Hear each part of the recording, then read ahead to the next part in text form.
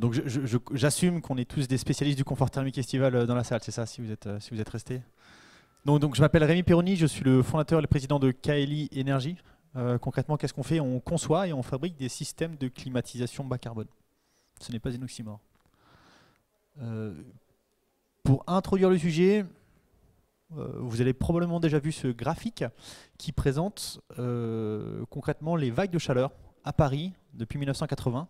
En jaune, ce qui s'est passé depuis 1980.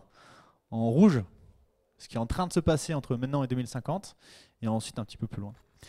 Ce qu'il faut voir, le joli cercle blanc en plein milieu, c'est 2003. 2003, la canicule en France, c'est 19 000 morts. Et en fait, 2022, donc cet été, on est à peu près au même niveau. Et ce qui est intéressant, c'est de voir que les prévisions sont plutôt bonnes. On est plutôt sur une tendance où il fait chaud. Oui, puisque je n'ai pas dit, c'est que plus on est à droite, plus c'est long. Plus on est haut, plus c'est chaud. Donc quand même, on se rend compte que 2003, c'est plutôt central. Hein. Peu importe. Qu'est-ce qui se passe quand il fait chaud? Aujourd'hui, on a tendance à mettre la climatisation. Ce qui est intéressant de noter, c'est qu'il y a une vraie tendance sociétale de fond qui se dégage depuis quelques années. On n'est pas très fiers d'avoir la climatisation.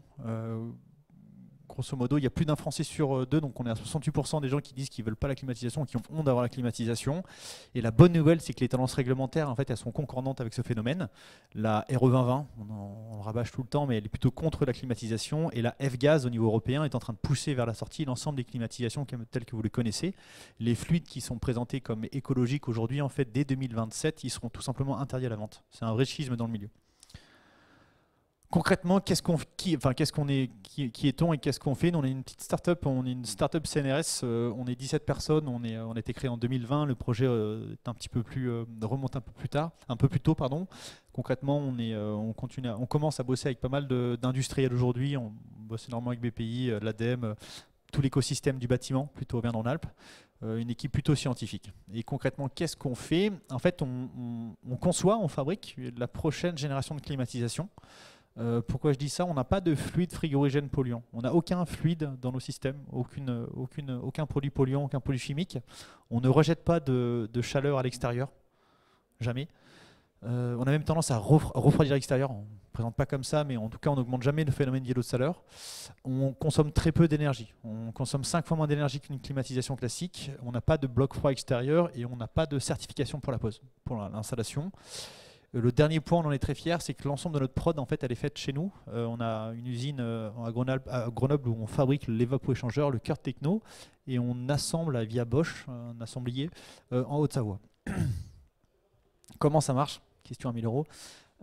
Concrètement, on fait ce qu'on appelle de l'adiabatique indirect à point de rosée. L'adiabatique, c'est vieux comme le monde, c'est le frigo du désert, le puits iranien. C'est votre propre peau, quand vous transpirez, le changement d'état fait du froid. Par contre, on n'a jamais vu quelqu'un geler parce qu'il transpire. Il y a des limites à ça, il y a des limites à ces mécanismes-là. Notre force à nous, c'est de descendre beaucoup plus bas en température sans augmenter l'humidité.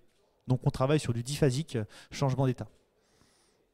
Si vous voulez en savoir plus, je serais ravi de répondre à vos questions, de vous présenter des diagrammes psychrométriques, mais ce n'est pas forcément le but de ce type de présentation.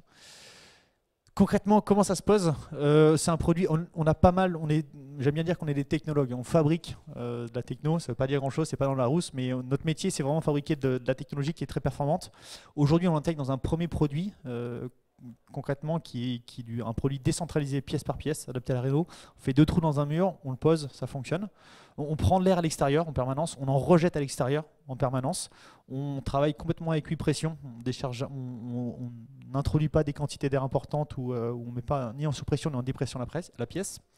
Mais concrètement, on a 3 contraintes, 2 trous dans le mur, un raccordement électrique, même si on ne consomme pas beaucoup d'énergie, on en consomme un petit peu quand même, et un raccordement en eau, c'est un petit Plymouth, c'est du 6-8 en clipsable, donc c'est à moins d'1 centimètre de diamètre en flexible, c'est la même chose que votre frigo ou votre machine à café. Aujourd'hui, on travaille énormément avec ce que j'appelle le secteur public-parapublic. Principalement les gens qui, pour des raisons écologiques, ne veulent pas la climatisation, et aussi des gens qui ne peuvent pas avoir la climatisation parce que ça coûte trop cher ou parce qu'ils ne peuvent pas l'installer chez eux, enfin dans leur bâtiment. Historiquement, on est né d'une opportunité de marché qui était celle du résidentiel. Aujourd'hui, on se recentre énormément sur ce secteur-là. Concrètement, c'est l'EHPAD, le bailleur social, la collectivité, l'administration, la crèche, les écoles. Pour présenter un petit peu un cas d'étude, ça c'est un cas d'étude réel. Ce magnifique bâtiment que vous voyez là, c'est un bâtiment réel qui est situé à Valence, dans le sud de la France. C'est un immeuble de 8 étages. qui est dans son jus. Il n'est pas très récent. Après, il y a eu du travail qui a été fait dessus, un petit peu d'isolation extérieure, changement d'huisserie. Mais il fait très très chaud dans ce bâtiment. On bosse avec eux depuis 2021. Ça, c'est 2021. Alors, c'est pas très grand, mais ce qu'on voit, en fait, on a fait juste de l'instrumentation en 2021. 2021, c'était un peu pourri, il n'a pas fait très chaud. Et souvent, dans le bureau du directeur, qui était le bureau le plus chaud du bâtiment, il fait plus de 30 degrés. Plus de 30 degrés dans son bâtiment, dans son bureau en pleine journée, il transpire régulièrement. Ce qu'on a fait en 2022, c'est qu'on a mis un de nos systèmes dans son bureau. Et en fait, on montre que en fait, assez facilement, quand le système est allumé, il y a une période pendant laquelle il était éteint en juillet, en fait, on respecte le DH, l'Aéro 2020, en fait, finalement, pour 33 watts électriques. Donc notre métier, c'est vraiment ça. S'il y a une phrase à retenir à la présentation, c'est ça, c'est que notre métier, c'est faire du froid pour le coût énergétique d'une box Internet. C'est vraiment ça notre métier. Et ça, c'est une situation réelle, c'est pas de la modélisation, c'est vraiment de la mesure. Pour revenir un petit peu sur ce cas d'étude, pour les gens qui connaissent adiabatique, tout à l'heure j'ai parlé de la température, notre capacité à descendre plus bas en température. On est un système semi-passif. Semi-passif, c'est-à-dire qu'il dépend des conditions extérieures. Le CSTB nous place dans la même catégorie qu'un puits canadien. On est le puits canadien de l'appartement, on peut dire ça comme ça. Par contre, notre force à nous, c'est d'être en capacité de souffler de l'air froid. Typiquement, on a oscillé en 2022 entre 12 degrés et 21 degrés en température de soufflage. En moyenne, on souffle à 16 degrés. Sachant qu'en extérieur, il a fait régulièrement plus de 35 degrés sur le mois de juillet et sur le mois d'août. Quel débit ou quel volume? Quel débit? Là, on est sur du 300 mètres cubes, à peu près. 300 mètres cubes sur ce système-là. Alors, on n'est pas en 100% R9, et 300 mètres cubes, c'est moins que votre climatisateur. Moins que votre climatiseur. C'est équivalent en fait. Et par contre, on souffle sur des vitesses d'air qui sont relativement faibles, entre 1 et 2 mètres secondes. Donc en fait, on est sur une surface de passage qui est importante. Mais pour faire simple, on ne déplace pas, vos feuilles sur votre bureau. On va doucement. Associé à la température, en fait, il y a souvent cette notion de ER. Combien ça coûte de faire du froid? Là, c'est pareil, on a un système semi-passif. Les jours, on n'est pas bon. On a un ER qui n'est pas très bon. 10. 10, ça reste quand même 3 fois meilleur qu'à la meilleure des climatisations. Et quand on est très bon, on monte au-dessus de 30. En moyenne, donc c'est pas un ER, c'est un SER, on a un ER de 17. Ça c'est pareil, c'est de la mesure, c'est pas de la modélisation. Donc notre métier à nous, c'est vraiment de récupérer un maximum de frigories, de faire du froid en fait pour un coût carbone, un coût énergétique qui est très très faible. Voilà. J'en arrête là. Enfin, ce slide est intéressant. Ça c'est pareil, c'est de la simulation, donc ça vaut ce que ça vaut, c'est critiquable, mais c'est assez fiable en fait. On a montré que la STD sur le bâtiment est plutôt bonne. On a un bureau d'études internes. Qu'est-ce qui se serait passé en 2022 si on n'avait pas mis de système? On a mis un système qui est dessus, mais concrètement on montre que régulièrement, effectivement, il aurait fait plus de 30 degrés dans ce bâtiment-là, avec des pointes à 35. Et que actuellement en fait on a différents modes de régulation. On est capable de, comme tout système, de moduler, programmer, augmenter. Mais notre métier en fait c'est de faire du froid, on va dire, dans une gamme de températures raisonnables. On ne sait pas faire du froid à 15 degrés, il ne faudra pas compter sur nous. Par contre, assurer une température de confort entre 22 et 25, c'est tout à fait notre métier et on sait faire sans problème. Voilà, j'en arrête là et je suis tout de suite à vos questions. Je vous remercie.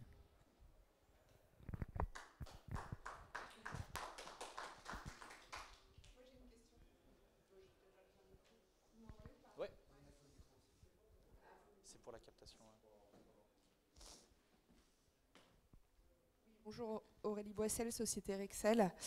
Vous avez montré rapidement là, le mode de pose de votre système, où il fallait percer les murs. Qui est capable de poser ça aujourd'hui concrètement? Parce que pour connaître un peu voilà, les gens de la climatisation, je sais qu'ils ne sont pas forcément fans de ce type d'installation. Donc à savoir, vous, comment vous faites installer vos produits? On a été invité en fait par votre organisation sur le salon Bipositive. Et on a pas mal échangé avec les installateurs. On s'attendait en fait à un retour très négatif. On s'est dit on va faire retourner sur Bipositive et en fait les retours sont très positifs. On est très contents, donc c'est plutôt bon. Hein, mais grosso modo, avec qui on travaille aujourd'hui, on a le droit de travailler avec des climaticiens, des gens qui posent des climatisations, mais par l'absence de fluide frigorigène, on a le droit de travailler avec des électriciens, des plombiers, des chauffagistes, des poseurs de poêle à bois, avec un corps de métier du second œuvre qui est beaucoup plus important. Donc c'est l'une des forces aussi sur l'installation, c'est qu'on ne réserve pas nos systèmes uniquement aux climaticiens, mais aussi à d'autres corps de métier. Et on a plutôt tendance d'ailleurs à pas forcément bosser avec les climaticiens. On bosse avec eux en fait, mais ils sont beaucoup moins bullish que les gens qui n'ont pas le droit de poser des clims et à qui on offre une capacité de le faire. Donc l'absence de fluide frigo, c'est vraiment en fait, on lève un verrou qui est important, c'est les certifications Airgas, en fait, hein, le droit de poser des fluides frigo, de les manipuler. Le coût moyen si on se positionne sur une maison de 100 mètres carrés, vous est rendu? C'est une question que vous posez en tant que particulier, en tant que professionnel? Parce que non, en tant ça que a son importance. professionnel. En tant que professionnel. Ouais, aujourd'hui, on arrive à sortir des installations entre 2005 et 3000 fournis posés. Donc notre métier, on n'est pas beaucoup plus cher en CAPEX. On a même tendance, on a même fait chiffrer, dans le cas de Valence Rome Habitat, en fait, on montre qu'on est moins cher en CAPEX, en coût d'installation global du bâtiment, et en OPEX, on coûte 5 fois moins cher, on utilise 5 fois moins de climatisation. Donc grosso modo, après, on ne maîtrise pas le prix de vente, qui est toujours maîtrisé par l'installateur, ou parfois en direct quand on a les grosses commandes, mais on arrive sur ces niveaux de prix.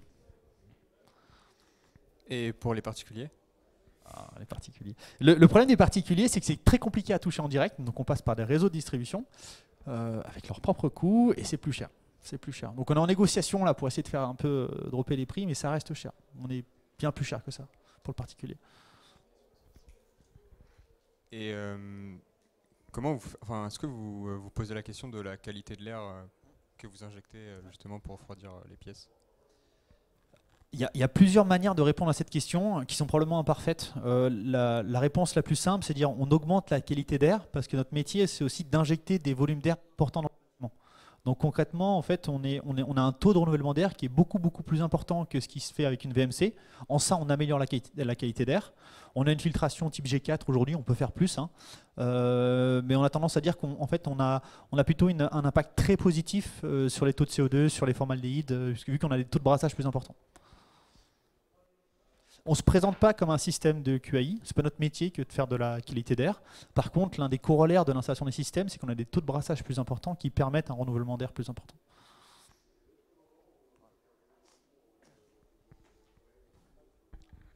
Quand on voit votre schéma à gauche, en hiver, ça semble de devenir très froid.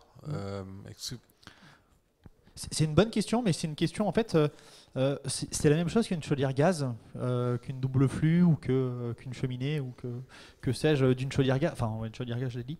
On fait 2 trous dans le mur, effectivement. Après, on le double en confo pipe. On a une isolation à l'intérieur. Donc, quantitativement, effectivement, c'est une percée. Par contre, qualitativement, c'est une percée, mais quantitativement, en fait, l'impact il est très faible. On a des registres aussi qui se ferment en hiver. Donc, effectivement, on perce le bâtiment. Mais grosso modo, l'impact réel du pont thermique, il est très faible. C'est une bonne question, hein, c'est une bonne question.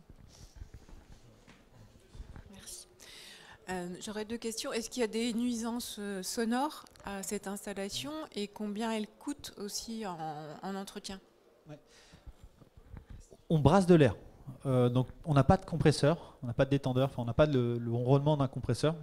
On n'a pas cette problématique acoustique. On brasse de l'air, donc en permanence, on a des ventilateurs qui tournent. On travaille énormément sur l'acoustique, c'est le cheval de bataille actuellement. On a fait des très gros progrès en acoustique. Ce qu'on peut dire de manière très facile, c'est qu'on fait beaucoup moins de bruit qu'une clim monobloc, qu'une clim mobile. Par contre, on a du mal à faire moins de bruit qu'un ventilateur.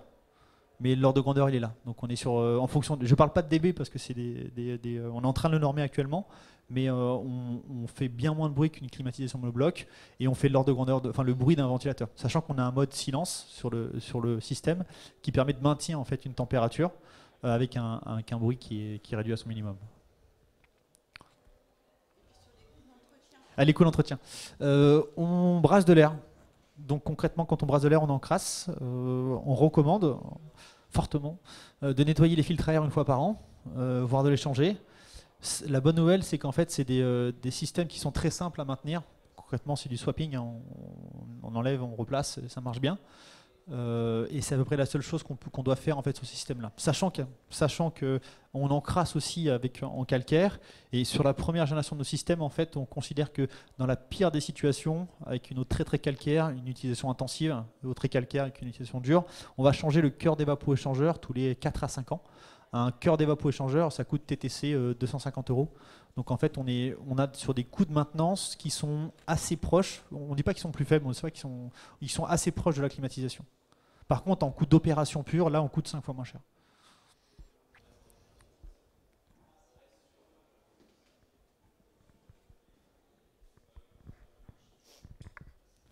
Et si vous avez des questions, si vous avez des remarques, n'hésitez surtout pas à nous contacter. On est actuellement dans une démarche où ce qu'on fait, ça n'existe pas en théorie sur le marché. Enfin, il n'y a pas d'équivalent en Europe. On a des concurrents australiens et chinois qui travaillent très bien, mais en tout cas pas avec notre niveau de performance actuellement. On est ravis de vous mettre à disposition des systèmes. C'est ce qu'on fait cette année. On bosse beaucoup avec des maîtres d'ouvrage ou des énergéticiens. Donc si vous dites oui, moi j'y crois ou j'y crois pas, on vous met à disposition un système, vous le maltraitez, vous le mettez dans vos configurations de test, et si ça marche, on continue.